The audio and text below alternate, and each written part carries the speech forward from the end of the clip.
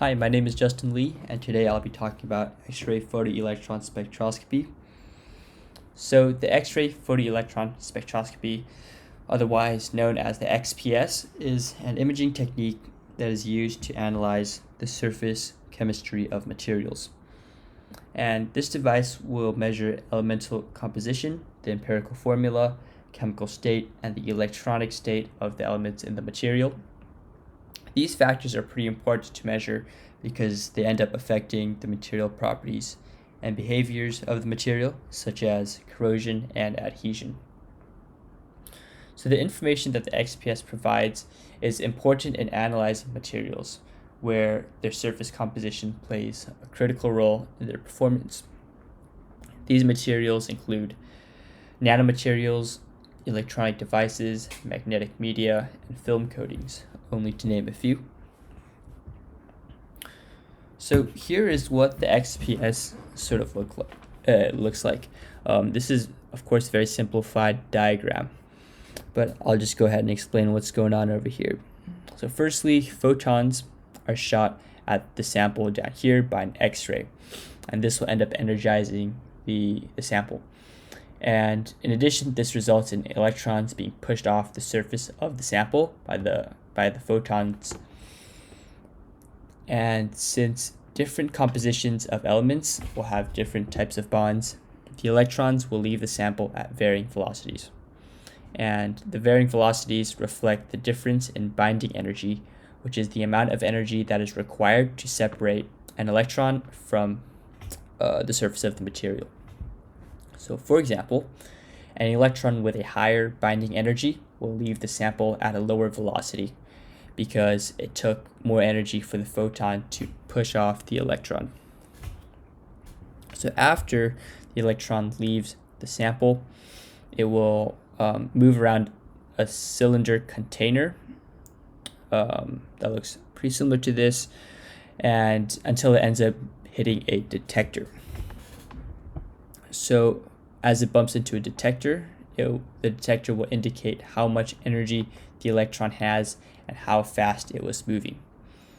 The detector can also record the amount of electrons of the same speed that bump into it. So after the X-rays make electrons jump off the sample and hit the detector, a computer processes all the data. So from the speed of the electrons, the computer can process the amount of electrons, or the computer can process how many electrons at each binding energy were released. And as we mentioned before, binding energy is the amount of energy it takes to separate an electron from a sample, and therefore can be used to represent the amount of certain bonds and elements that are present on the surface of the material. In other words, we can tell how many of each atom was present and how the bonds are established. So right here is a picture of an actual SPS. So the XPS can be compared to an old school projector that shoots light through different films to create a display. So as you can see here, both devices shoot photons at a sample. That's sort of the bottom line. So an old school projector shines light on a piece of paper, whereas an XPS will shoot X-rays at a sample of a material. In addition to that, both of these devices utilize the interactions between the particles and the sample to give us information about the sample. So generally speaking, these photons that are shot at the sample will interact with different samples in different ways. For example, for this projector right over here, a thicker sheet of paper will result in less light penetration. On the other hand, in the XPS, a material with stronger bonds will result in slower moving electrons. So although light penetration and electron speed are not too similar, I believe that they both reflect how photons interact with samples and can therefore be used to deduce a sample's physical properties. Lastly, it is up to humans or computer interpretation to draw conclusions about the sample. So when we're looking at a projector, we will interpret the brightness or darkness of areas of the sample to conclude the thickness of the paper or the ink on the paper. When looking at the XPS, we will interpret speeds of electrons to conclude the types of bonds on the surface of the material and therefore the material's surface properties and composition. So here's an application of the XPS. So the XPS can be used to characterize the surface of disposable gloves and the transfer of glove components onto other surfaces. So a little bit of background on the gloves. These disposable gloves right here are quite common and are usually made from nitrile or latex rubber. These disposable elastic gloves are used in scientific laboratories and in any industry in which that involves the handling of critical surfaces. So essentially, it provides the user protection from harmful substances while also providing the surface protection from the user. However, many of us overlook the gloves as a source of contamination.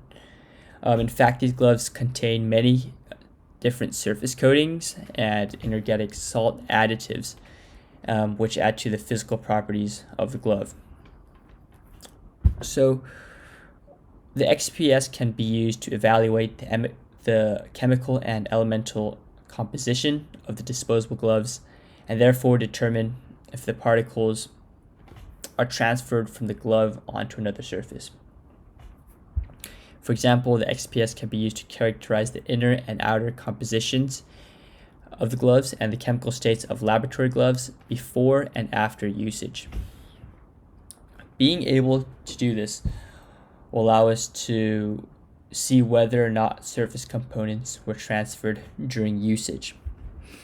So right over here is an example of a binding energy graph, and it's reflective of the amount of certain elements that are present on the surface of the sample. So for example, when we look at 200 mark right over here, having a binding energy of 200 reflects the presence of Cl.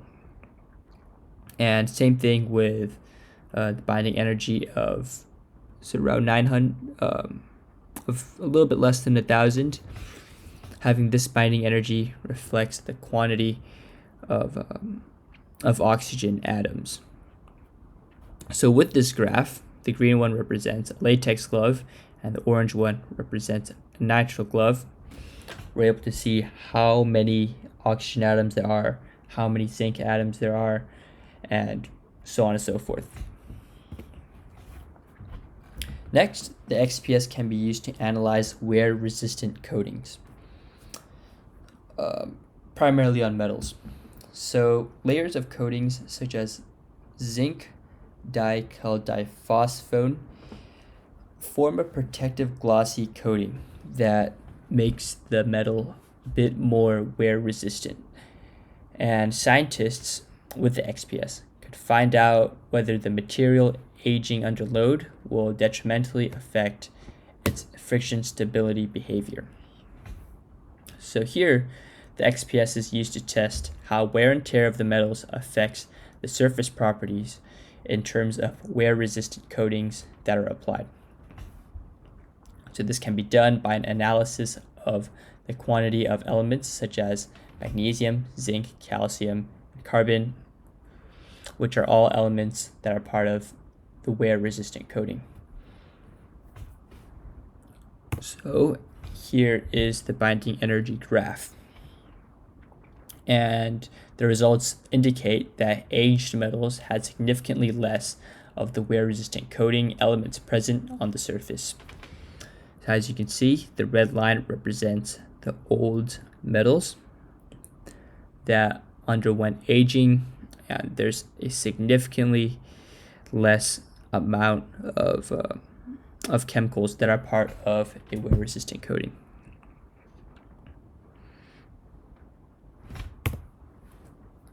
Lastly, the XPS can be used to analyze the interface between the dry film photoresist layer and its protective polypropylene layer. So dry film photoresists are increasingly used in photolithography applications, such as the manufacturing of integrated circuit boards. And right over here, this picture provides a visual representation of the dry film photoresist. So as you can see, there are two layers, and usually these are peeled apart prior to usage. Basically, XPS is used to investigate the two surfaces after the two films are peeled apart. And the analysis of these surfaces will be able to indicate whether elements from the protective layer are remaining on the photoresist layer after peeling, therefore affecting the photoresist layer's functionality.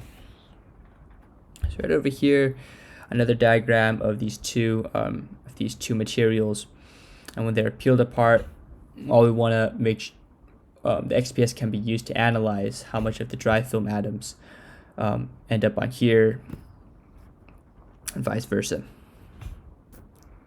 And these two diagrams sort of reflect how the X-rays are able to hit the sample and force out electrons through the other side. So here are the binding energy graphs for these two applications. So this graph on the left over here shows the composition of the dry film surface after peeling the layer off. So as you can see now, the binding energy is not reflective of the different elements that are present on the surface. In fact, they reflect the binding of the atoms. So for example, here, all this notation reflects how the atoms are bound together, and therefore that is something that is important to consider when looking at the chemical composition of the surface. Same thing over here. I guess there are some additional materials that are included, such as the presence of O, and here you got CH3 and CH2. But yeah, I'm not exactly sure how what binding energy corresponds to what type of bond exactly, but the main idea is that the binding energy is able to reflect the types of bonds as well as the types of elements that are present on the surface of the materials. And yeah, so thank you for listening.